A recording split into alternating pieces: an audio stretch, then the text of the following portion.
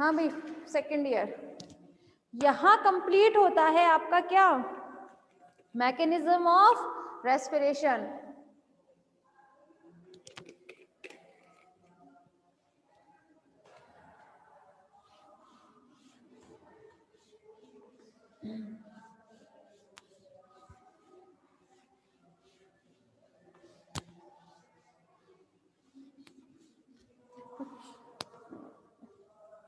कहाँ गया ये? अब हम बात करेंगे रेस्पिरेशन इन फैसियोला हेपेटिका।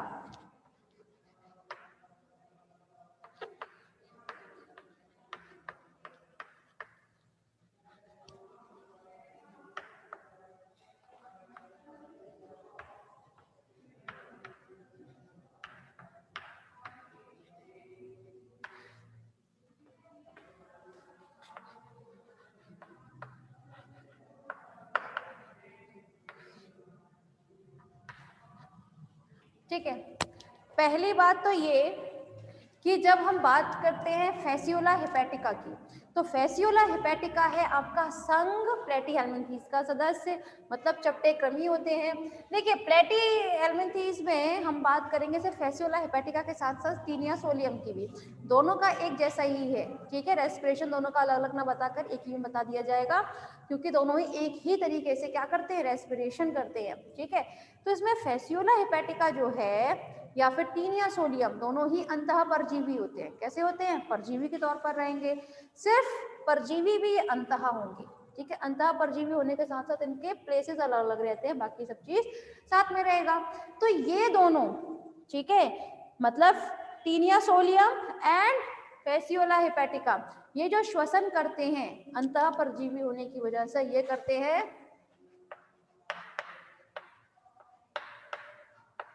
अवायवीय श्वसन।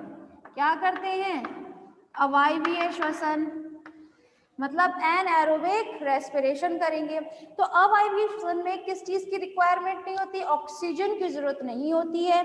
इस कंडीशन में क्या किया जाता है, सिर्फ और सिर्फ जो इसका श्वसन, जो भोजन होता है जितना, जहाँ पर भी अंतः परजीवी के तौर पर रहते हैं, वहां पर ग्लाइकोजन का ये फर्मेंट करते हैं।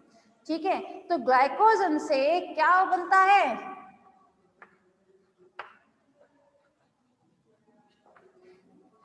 ग्लाइकोजन को तोड़कर ये एक तो ऊर्जा प्राप्त करते हैं, मतलब एनर्जी रिलीज करते हैं, प्लस कार्बन डाइऑक्साइड बनती है एंड फैटी एसिड, मतलब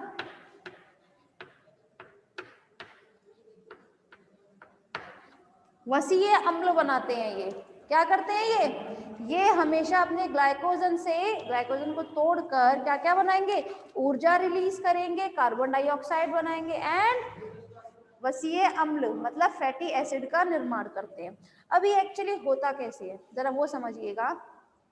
सबसे पहले ये ग्लाइकोजन को, आप, मैं यहाँ पर डायरेक्ट ग्लाइकोजन लिख रही हूँ, आप ग्लूकोज में वो कर सकते हैं, ठीक है ना।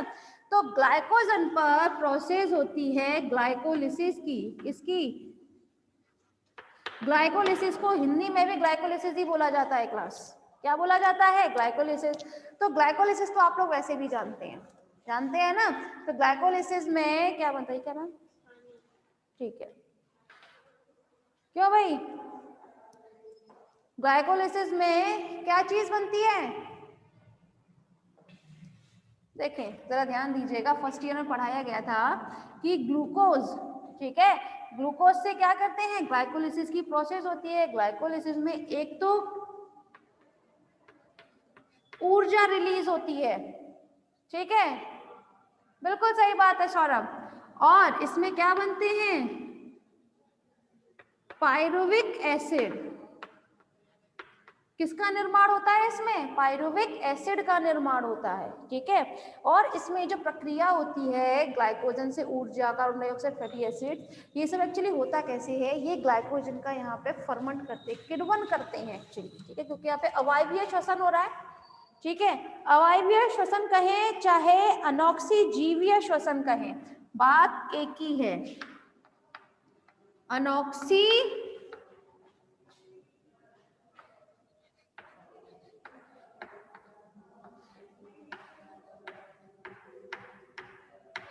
जीवीय श्वसन, ठीक है, इसको हम और किस नाम से जानते हैं, अनॉक्सीजीवीय श्वसन के नाम से भी जानते हैं।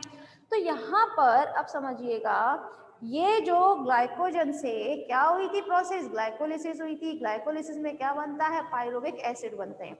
अच्छा, आप लोगों को अगर फर्स्ट ईयर में जब पढ़ाया था ग्लाइकोलिसिस, तो ये बताया जाता है ग्लूकोज, मैंने यहाँ पे ग्लाइकोजन जो लेके चल रही हूँ, ग्लूकोज ही तो है।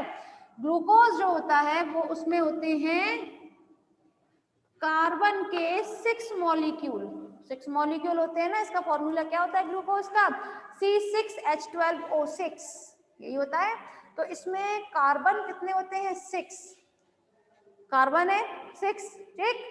लेकिन जब ग्लूकोज से क्या बनता है, पायरुविक एसिड, पायरुविक एसिड जो है उसमें प्रेजेंट होते हैं कार्बन के 3 मॉलिक्यूल, ठीक है। इसका आप जब केमिकल कॉम्पोजिशन देखेंगे, रासायनिक संगठन देखेंगे, तो पायरुविक एसिड में कितने होते हैं, 3 कार्बन मॉलिक्यूल्स होते हैं। इस वजह से ग्लाइकोलिसिस में पायरुविक एसिड के 2 मॉलिक्यूल का निर्माण होता है। ये कहता है आपका फर्स्ट ईयर में पढ़ाई गई ग्लाइकोलिसिस, यही कहता है ना कि ग्लाइकोलिसिस की प्रोसेस में कार्बन का बिल्कुल भी लॉस नहीं होगा, मतलब डीकार्बोक्सिलेशन बिल्कुल भी इसमें देखने को नहीं मिलेगा, कार्बन का लॉस बिल्कुल नहीं हुआ। यहाँ पर भी 6 मॉलिक्यूल थे, यहाँ पर 3 मॉलिक्यूल भले ही हैं, लेकिन यहाँ पे पायरुविक एसिड के 2 मॉलिक्यूल होने की वजह से कार्बन 6 ही है, ठीक है। तो कार्बन एज इट इज है, यहाँ पर कार्बन लॉस बिल्कुल नहीं हुआ है ग्लाइकोलिसिस में। तो अब यहाँ पर एक तो होती है ऊर्जा रिलीज, क्या हो गई, ऊर्जा रिलीज हो गई। अब ये पायरुविक एसिड जो होता है क्लास, ठीक है, पायरुविक एसिड में एक प्रक्रिया होती है जिसे हम बोलते हैं डीकार्बोक्सिलेशन। इसका हिंदी रूपांतरण बताते हैं।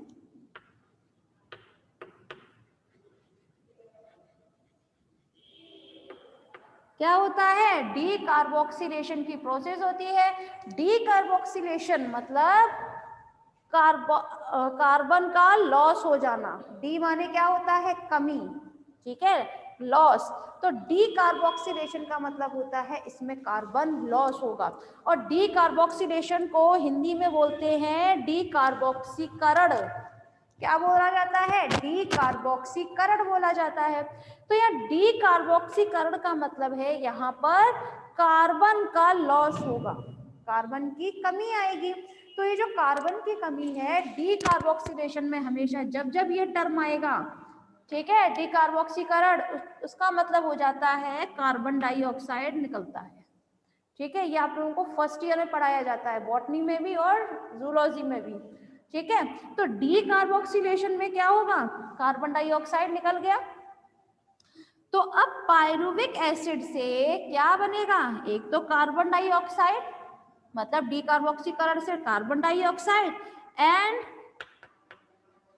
एसिटाइल समूह, समूह मतलब ग्रुप, एसिटाइल ग्रुप बनता है, ठीक है। अब ये एसिटाइल ग्रुप जो होता है क्लास, ये एसिटाइल ग्रुप काम करता है एक एंजाइम्स के साथ। किसके साथ, एक एंजाइम इस पे काम करता है जिसका नाम है कोएंजाइम ए। क्या, कोएंजाइम ए, मैं डायरेक्ट लिख देती हूँ, ये लीजिए, कोएंजाइम ए जो है आपका एंजाइम, उसने इस एसिटाइल ग्रुप के साथ जुड़ गया, वो इस पर काम किया, तब इस पर क्या बन जाता है, एसिटाइल कोएंजाइम ए बन जाता है, ठीक है। अब ये एसिटाइल कोएंजाइम ए जो है उस पर होता है सिट्रिक एसिड साइकिल। को एसिटाइल कोएंजाइम ए के आगे कौन सी साइकिल आती है आपकी, सिट्रिक एसिड साइकिल, यही आती है ना, सिट्रिक एसिड साइकिल। अब ये सिट्रिक एसिड साइकिल में क्या बनता है, एसिटाइल कोएंजाइम ए से बन जाते हैं फैटी एसिड का निर्माण होता है। किसका निर्माण होता है, फैटी एसिड का निर्माण होता है, ठीक है। एक बार फिर समझिएगा क्लास, यहाँ पर हम बात कर रहे हैं फैसियोला हेपेटिका में श्वसन के बारे में। तो फैसियोला हेपेटिका में जो श्वसन है वो किस तरह का होगा, एक तो अवायवीय होगा, मतलब ये होता है एनाएरोबिक, वहां पर ऑक्सीजन की बिल्कुल भी जरूरत नहीं होगी। वहां पर एक्चुअली ये जो ग्लूकोज होता है, जो ग्लाइकोजन है, उसका किण्वन होता है, फर्मेंटेशन की प्रोसेस होती है। ये फर्मेंटेशन की जो प्रोसेस है उसमें क्या बनता है, उसमें ऊर्जा, carbon dioxide and fatty acid का निर्माण होता है। अभी थोड़ी देर पहले बताया, देखिए ऊर्जा निकल गई यहाँ से, कार्बन डाइऑक्साइड, फैटी एसिड तो इस तरह से बताया ये, ठीक है। तो यहाँ पर ग्लाइकोजन का जब क्या होता है, किण्वन होता है, तो उसकी वजह से क्या होता है, ऊर्जा प्राप्त की जाएगी। अब ये ऊर्जा प्राप्त जो होती है वो किस वे में होगी, मैंने यहाँ पर डायरेक्ट ग्लाइकोजन लिखा है, ग्लूकोज मान के चले, ठीक है। फर्स्ट ईयर का थोड़ा सा याद रखिएगा। अब ग्लाइकोजन में क्या होता है, ग्लाइकोलिसिस की प्रोसेस होगी। ग्लाइकोलिसिस की प्रोसेस में क्या बनता है, आपके पायरुविक एसिड के 2 मॉलिक्यूल का निर्माण होता है। क्या बनता है, पायरुविक एसिड के 2 मॉलिक्यूल का निर्माण होता है और इसमें ऊर्जा मुक्त होती है। एटीपी के मॉलिक्यूल बनते हैं ना इसमें, तो एटीपी क्या होती है भाई, एडिनोसिन ट्राइफॉस्फेट, ठीक है। उसी के फॉर्म में तो हम ऊर्जा को क्या करते हैं, उसी में तो हम उसको स्टोर करके चलते हैं एटीपी के फॉर्म में। तो यहाँ ऊर्जा मुक्त हो गई, पायरुविक एसिड बन गया। पायरुविक एसिड में से किसकी प्रक्रिया होती है, डीकार्बोक्सिलेशन, मतलब डीकार्बोक्सीकरण की होगी प्रक्रिया, जिसकी बदौलत कार्बन डाइऑक्साइड निकल जाएगी, निष्कासित हो जाएगी, ठीक है। और ये निष्कासन किस तरह से होगा, उसके बॉडी सरफेस से हो जाएगा, ठीक है। ये जो निष्कासन है किससे होगा, उसके बॉडी सरफेस से इसका निष्कासन हो जाएगा। और कार्बन डाइऑक्साइड और बनता है एसिटाइल समूह। ये एसिटाइल समूह एक एंजाइम्स के साथ काम करता है, जिसे हम बोलते हैं कोएंजाइम ए। कोएंजाइम ए जब एसिटाइल समूह के साथ काम करता है तो बनता है एसिटाइल कोएंजाइम ए। अब ये एसिटाइल कोएंजाइम ए किस में जाता है, आपकी क्रेब्स साइकिल, मतलब सिट्रिक एसिड साइकिल में जाएगा। सिट्रिक एसिड साइकिल में लास्ट में क्या बनते हैं, फैटी एसिड का निर्माण हो जाता है, ठीक। तो इस प्रकार आपके यहाँ मतलब अवायवीय श्वसन में किस तरीके से ऊर्जा प्राप्त की जाती है, ग्लाइकोजन के किण्वन के द्वारा, ठीक है, क्लियर।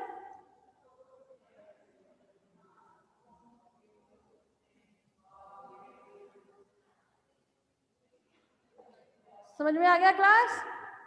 और इसी प्रकार से किसमें होगा आपका, इसी प्रकार से श्वसन देखने को मिलेगा आपको टीनिया सोलियम में, क्योंकि टीनिया भी यही प्रोसीजर फॉलो अप करेगा, ठीक है। टीनिया सोलियम भी किस तरीके से, इसी तरह से ऊर्जा का वो करता है, ठीक। चले आगे बात कर लेते हैं फिर।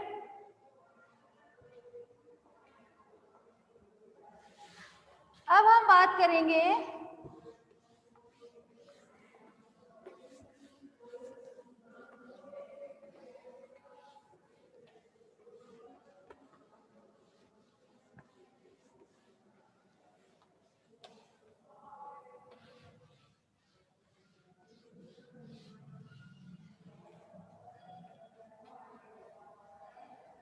रेस्पिरेशन इन युगलिना, मतलब युगलिना में श्वसन,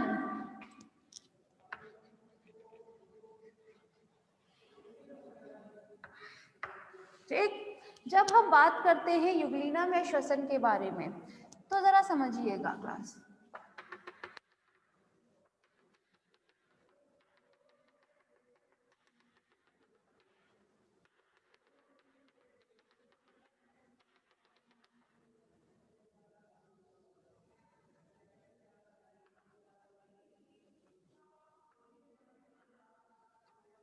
ठीक है, यहाँ पर ये जो डायग्राम है दिस इज अ युगलिना, क्या बनाया हुआ है ये बनाया हुआ है युगलिना। अब जरा ध्यान दीजिएगा, ये है आपका जल, ये है आपकी वायु, ये है आपका युगलिना,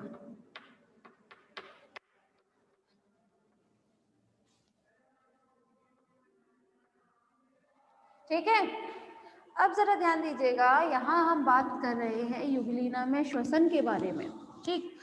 तो वायु और जल, ठीक। अगर मैं इन दोनों का कंपैरिजन करती हूँ तो ऑक्सीजन लेवल जो है, ठीक है, वो कहाँ पर ज्यादा होगा इन दोनों में देखा जाए तो वायु में ज्यादा होगा ऑक्सीजन। जल में तो कम होती है, मतलब जल में जो ऑक्सीजन होती है उसे हम क्या बोलते हैं, घुली हुई ऑक्सीजन यूज होती है, मतलब डिजॉल्व्ड ऑक्सीजन होती है इसमें। तो जल में डिजॉल्व्ड ऑक्सीजन है आपकी, घुली हुई ऑक्सीजन। तो वायु में ऑक्सीजन ज्यादा होगी या पानी में? ऑफ कोर्स वायु में ज्यादा है, ठीक। अच्छा, अब मैं पूछती हूँ कि आपकी डिजॉल्व्ड ऑक्सीजन मतलब घुली हुई ऑक्सीजन पानी में ज्यादा है या फिर युगलीना में? ऑफ कोर्स आपकी युगलीना में ज्यादा होगी, है ना? क्यों क्लास, युगलीना में ज्यादा होगी ना, है ना? युगलीना में ज्यादा होगी। फिर मुझे जवाब दीजिए फटाफट से, कहाँ पे ज्यादा होगी, युगलीना में या फिर जल में?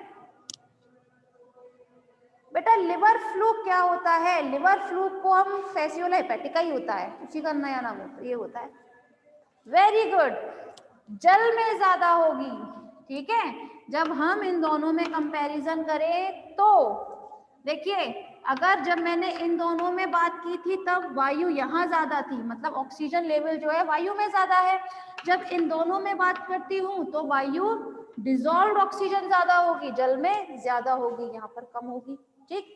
अच्छा, अब बात कर लेते हैं जरा, लेकिन जब हम युगलीना में श्वसन की बात करते हैं क्लास, तो युगलीना में जो श्वसन है वो विसरण विधि से होता है। किस विधि से? विसरण विधि, मतलब डिफ्यूजन मेथड से होगा। आप सभी जानते हैं युगलीना के ऊपर एक आवरण पाया जाता है जिसे हम बोलते हैं पेलिकल, है ना? पेलिकल का आवरण पाया जाता है। अब ये पेलिकल का आवरण होने की वजह से क्या होगा, विसरण विधि की बदौलत इसमें ऑक्सीजन टेक की जाएगी। अच्छा, अब समझिएगा, पहले भी बात की थी, विसरण विधि जो है वो किस तरह काम करती है, वो काम करती है ज्यादा सांद्रता से कम सांद्रता की ओर, ठीक है। विसरण विधि जो है वो ज्यादा सांद्रता से कम सांद्रता की ओर गति करती है। इट मीन्स, अभी थोड़ी देर पहले एक सवाल किया था कि इन दोनों में बताइए कहाँ पे सांद्रता ज्यादा है, तो सांद्रता जो है वो यहाँ ज्यादा है, ठीक है। तो जाहिर सी बात है ऑक्सीजन जो है वो इसके अंदर चली जाएगी, ज्यादा सांद्रता से कम सांद्रता की ओर, ठीक।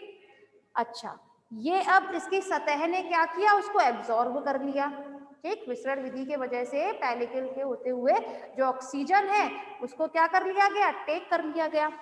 अब इसमें बनता है आपका कार्बन डाइऑक्साइड। अब ये कार्बन डाइऑक्साइड भी जो है वो भी विसरण विधि से क्या करेगा, बाहर निकलेगा। अच्छा, विसरण विधि फिर से वही, ज्यादा सांद्रता से कम सांद्रता की ओर। अब कार्बन डाइऑक्साइड कहाँ ज्यादा है आपके, यहाँ युगलीना में ज्यादा है या फिर वाटर में ज्यादा है? ऑब्वियसली सी बात है, युगलीना में ज्यादा होगी, है ना। तो जब कार्बन डाइऑक्साइड इसमें ज्यादा है तो जाहिर सी बात है ज्यादा सांद्रता से कम सांद्रता की ओर। तो कार्बन डाइऑक्साइड भी जो है वो इसके शरीर की जो सतह होगी, सरफेस जो है, बॉडी सरफेस, उस पे से होती हुई बाहर निकल जाएगी, ठीक। तो ऑक्सीजन एंड कार्बन डाइऑक्साइड ये दोनों ही किस तरीके से काम करेंगे, विसरण विधि से काम करते हैं। किस वजह से काम करते हैं, ये विसरण विधि की बदौलत काम करेंगे, और ये विसरण विधि जो होगी वो उसी की वजह से ऑक्सीजन अंदर जाएगी और कार्बन डाइऑक्साइड बाहर निकलेगी। क्लियर? सेकेंड ईयर समझ में आया? देखिए एक बार फिर समझिए, यहाँ पर हम बात कर रहे हैं युगलीना में श्वसन की। तो युगलीना में जो श्वसन होता है वो विसरण विधि से होता है। किस विधि से होता है, विसरण विधि से होगा। अब यहाँ मैंने वायु शो किया है, यहाँ जल, और यहाँ पर है ये आपका युगलीना।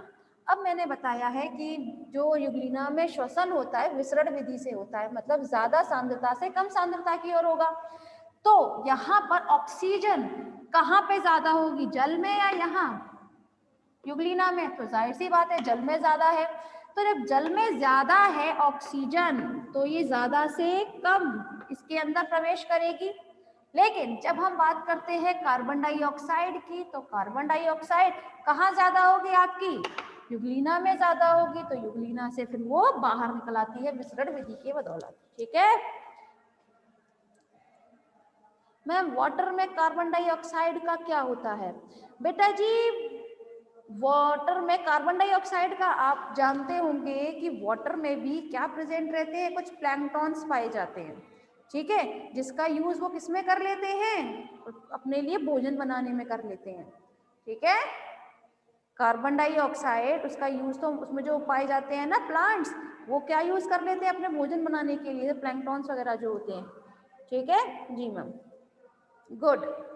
ठीक, समझ में आया युग्लिना में श्वसन? यस, चलिए ठीक है क्लास, तो बस आज के लिए बस इतना ही।